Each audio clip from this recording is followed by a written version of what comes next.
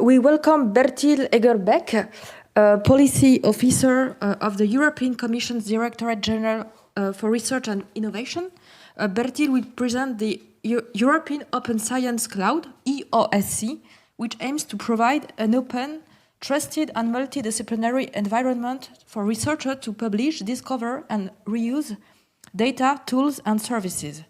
EOSC is central to building a European data ecosystem that accelerates open science, improves reproducibility, and strengthens trust in research outputs.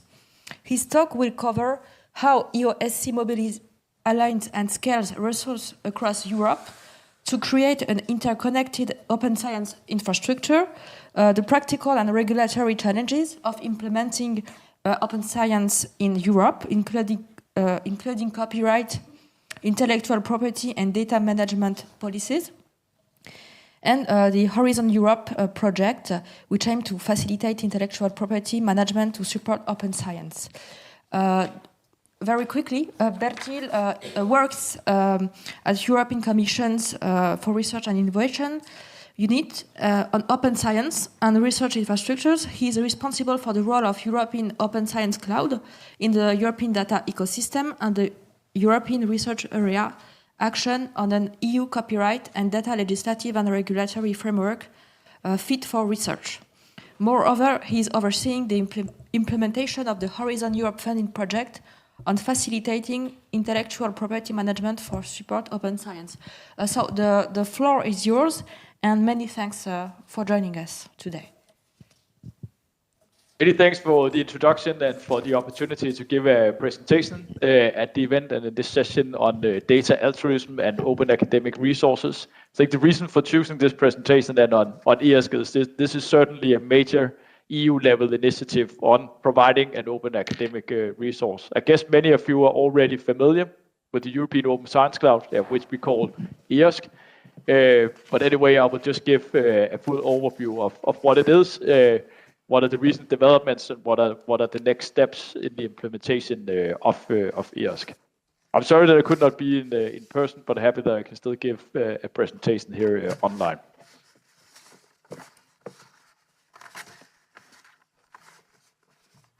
So here, the first slide, just to explain a bit about what is the overall framework for EOSC, because EOSC is one of the initiatives within the EU's open science policy. And as you can see here, the objective of the EU's open science policy is to make open science the norm, since it is facilitating cooperation across disciplines and across countries, data sharing, and thereby making research processes more efficient, productive, robust, and more verifiable, and also ensuring that science becomes more responsible to policies and the needs of society.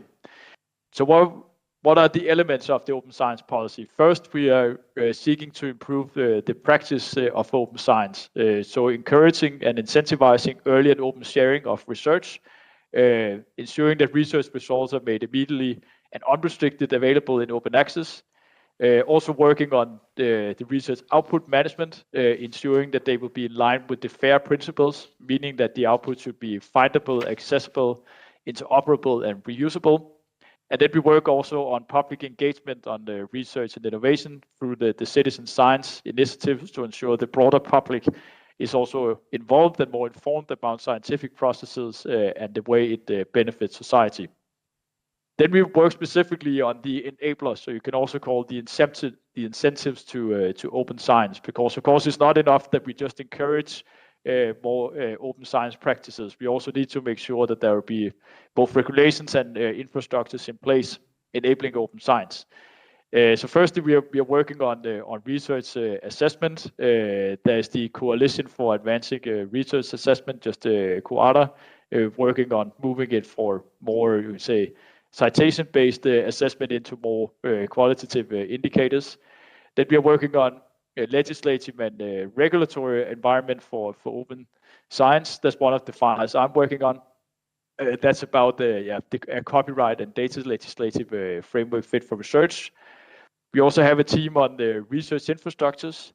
and a team on the open access publishing platform. There is an EU-level publishing platform, which some of you might know, the Open Research Europe, where you can publish free of charge and also access the material free of charge if you receive funding from EU budget programs.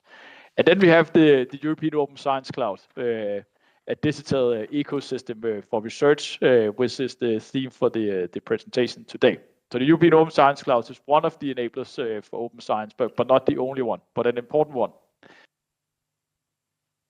And then just to make it a bit more concrete, what I just explained, that there are actually some specific policy initiative adopted at EU level behind these principles on the open science that I just explained. There is the European Research Area Policy Agenda for 2025 to 2027. It was adopted in May. And if you go to the website, the so-called ERA platform, you will be able to read about the whole ERA governance, the political agreement, and the content on each of these actions. I will not go into detail about all of them, but this is just to give you an outline of what is in the current ERA policy agenda, and also that many of the initiatives are actually about open science. You can see here there are actions about both enabling open science, research infrastructures, research assessment, trust in science, equity in open science, research security, and integrity and ethics in research and innovation. The specific policy objectives for open science, they are within the first structural policy on the open science data sharing and EASC. Then just going a bit to the overarching level about what is EASC. What are we talking about here? You can say it is an ecosystem for data-driven research in Europe, and it's an evolving ecosystem. It's not fully finalized yet. It's still work in progress. So it's also a process to accelerate open science and the fair data management to ensure more will use digital methods and share results in open access. It's also to stimulate cooperation in science across disciplines and across EU countries. And then not at least just to bring together European Commission, governments of member states, R&I stakeholders across Europe into to co-create a joint research ecosystem. Then you can also describe EASC as an open and trusted federation of infrastructure, because EASC is not one single monolithic system. It is a federated system of systems, ensuring that the many research infrastructures we already have in Europe, either at a national or thematic level, will be able to interconnect and make their resources available for reuse in a joint ecosystem. So it will enable around 2 million European researchers to store, share, process, analyze, and manage digital objects. And here we are talking about both research data, publications, software, etc. And here, just an outline of the expected outcomes when it comes to EASC here for the current ERA policy agenda, those that you will also be able to find there on the website, the ERA platform. So here are the specific objectives for the next few years for EASC, which have been adopted by member states. So first, we need to develop a high-value EASC federation. So a federation of infrastructures and digital resource providers at national level into a joint European ecosystem and increase the amount and productivity of fair research, data research in Europe. So that's about the fair data management. Then in this action, we also have expected outcome on a copyright and data legislative framework for research.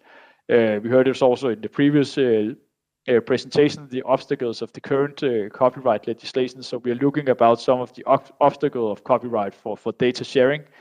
And then, of course, yes, assessing the impact of open science through an intelligence platform. That's the EASC Open Science Observatory, where you will be able to find statistics on the implementation of the objectives for EASC. You can see both at national and EU level. So I will definitely encourage you to visit the website where you can find useful data. Then talking a bit about ESG in the broader policy context and how we keep the policy momentum. We see that ESG has a central part in the EU strategy for data. It is recognized as one of the current 14 common European data spaces. So it is the data space for research and innovation. ESG has also been highlighted in the well-known Enrico Letta report, which is about the further development of the EU's single market. That's also where he's highlighting the fifth freedom of the single market for research and innovation, and in that regard pointing to the need of creation of a European knowledge commons, where you can say ESG is playing a central role.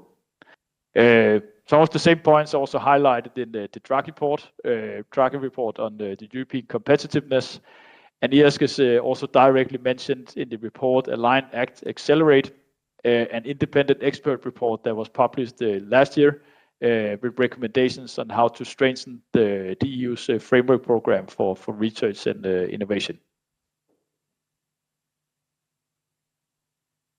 Also, if you look at some of the recent policy initiatives from the Commission, you can also see ESG highlighted.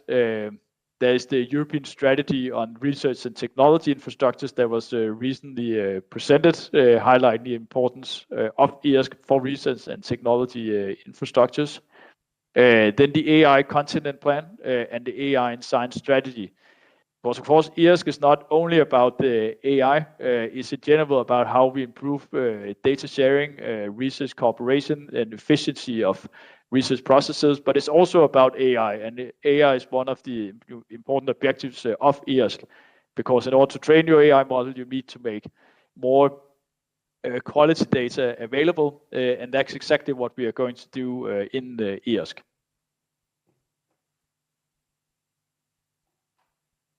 And here an overview of how the ESG is managed, because we have a tripartite governance, where in DGRTD we are representing the Commission. Then we have the so-called ESG Steering Board, which is an expert group under the Commission, where member states and associated countries are represented. And then we have ESG Association, which is the stakeholder group for the research community, and then the voice of the research community towards ESG. They have a secretariat in Brussels, and we are regularly in contact with them to get the most recent input from the research community.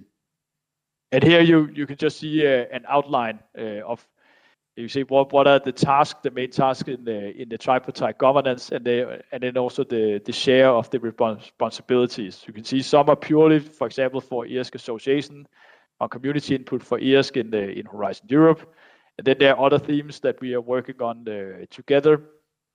All three parties, for example, the strategic steer of the build of ESG as a federation.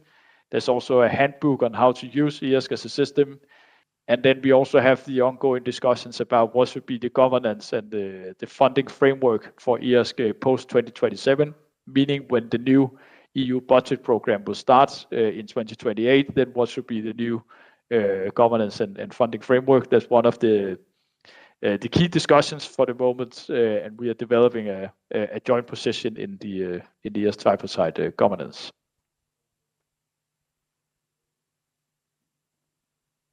Then another important initiative in ESG, the ESG EU Node, it was launched exactly a year ago. In October 2024, we had a launch event on the ESG EU Node. It is the first node of the ESG ecosystem, and it's the only one that will be at EU level. It has been procured by the Commission, then via Horizon Europe funds, and it is the reference node. So it will be the node that will enable building up ESG as a federated system of systems. And you can also see it as a platform, because if you go to the website of ESG EU Node, then you will find it will be a bit, you can see your gateway into ESG ecosystem. and also where you can find guidance on how the system works, and where you can create a login to use the system. So where we are now is that we don't yet have a federation because there are no national or thematic nodes who have enrolled into the EASC ecosystem. So far, we only have EASC EU node, and that's what we have had for the last year. But still, you will be able to find a lot of data that you can work with, and also other digital objects, because the resources from you say the EU's own programs and system have been provided into EASC EU node. So there's already some data that you can collect and process, and many researchers have already done so. You can see we have more than 3,500 users who are applying the services that are available, including the possibility to manage research workflows, collaborate with peers across Europe, discover new research products. And then the thing you also need to be aware of here is that has been defined an access and also an acceptable use policy for EASC. And then the access policy is saying that you need to be registered as a researcher in the EU or an associated country in order to use the system, to use the data and the tools that are available here in the EASC EU node. If you're not registered as a researcher in the EU or an associated country, you can still create an account to get an overview of how the system works, but you will not be able to obtain any credits and thereby use the system. So I would definitely encourage you to go to the website, have a look at how the system works, and then also promote it to researchers who will find it relevant, because it's definitely the objective for us to ensure high uptake of EASC as a system. And the way it works in practice is the virtual credit system. So the credits, they don't have any monetary value, but they are just reflecting the capacity of the system, and then how much of the capacity you could use at a time. And these credits, they are replenished. I think it's every 3 months. So that you will continuously getting more credits, but they push limits on how much of the capacity you can use at one time. But you can also read more about this on the website.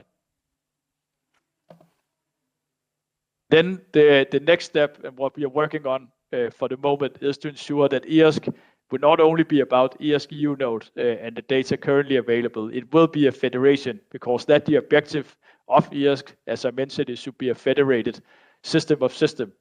And that's why it was another milestone earlier this year in March, where we had the kickoff event for building up EASC Federation. It took place in Brussels, with participation of the 13 candidate nodes.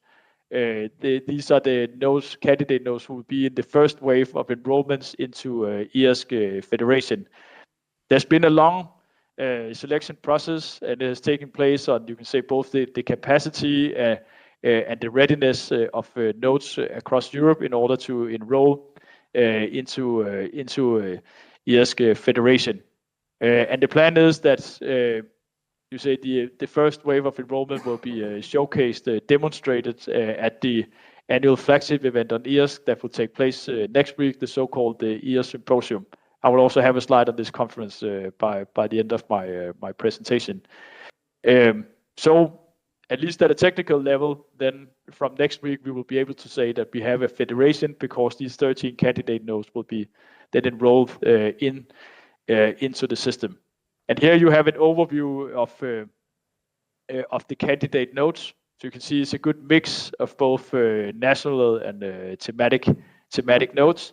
And this is just the first wave. Then soon a second wave will be launched, and afterwards it will be a more continuous process where more and more nodes will be integrated or enrolled into EASC Federation, making it a larger federation, making more data available, so it becomes a fully fledged ecosystem for data-driven research.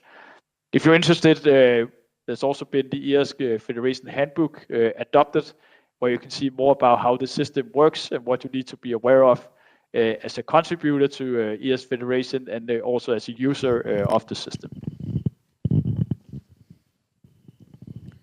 Then here in the last part of my presentation, just a few words about a bit more the policy framework. So you could say there's a lot of Horizon Europe support for EASC. There's been that for very long.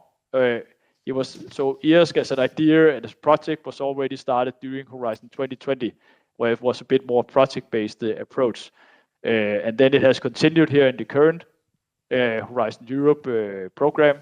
And as you can see, many projects have been funded under Horizon Europe to build up EASC as an ecosystem to ensure that there will be a sufficiently well-developed infrastructure and nodes across Europe have the capacity to roll into the federation. And as you see here, for the 2025 program, 5 core topics have been published, and the draft work program, Horizon Europe work program for 2026 to 2027 has also been published. You can find it on the website, and there you can see that 4 core topics are planned for the final part of Horizon Europe, which will be about the fair data management, secure and efficient data sharing in EASC, expanding the federation, and also strengthen the potential of EASC for knowledge verification and industry-academia collaboration. Then just 3 words here on the next Horizon Europe, because I guess you have seen the proposal for the next framework program for research and innovation. It will also be called the Horizon Europe. You can find it on Commission's website. There, EASC will be under Pillar 4, together with the ERA policies. So it will be within research and technology infrastructures. I will go quick here. By the end, you can see that here's the budget. There will actually be a higher budget for the next Horizon Europe, at least according to the proposal. Of course, nothing has been adopted, but there's been the proposal from the Commission that the next Horizon Europe would have a total budget on 175 billion. And then 16.2 billion will go to European research area, then including EASC. So here, this is also elaborated here. So of course, then at least according to the proposal for the next Horizon Europe, then there will be continuous funding for the further development of EASC. And just on the future directions of EASC, of course, to further build up, expand EASC Federation, ensure it will build a web of fair data and contribute to uptake of AI in science, and also to ensure that there will be a secure and trusted research environment so that also sensitive data can be shared within EASC as an ecosystem, and also build data sovereignty, because we are in this unfortunate situation, which was also explained in the presentation before, that repositories worldwide are being closed, and we need to ensure that we have a better capacity in Europe, both to store and share data. And then, of course, also to ensure that there will be a stronger link between EASC and then the other 13 common European data spaces, so it will have a role in the broader ecosystem of European data spaces. And then lastly, just advertised for EASC Symposium, the annual flagship event for EASC. It will take place from Monday to Wednesday in Brussels this year.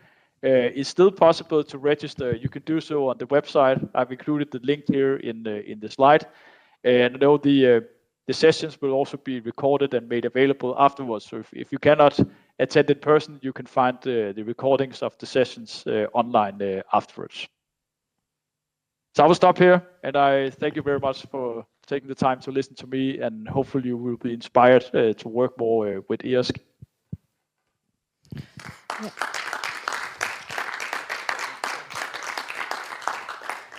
Thank you very much, Bertil. It was very rich and detailed and dense, of course, contribution.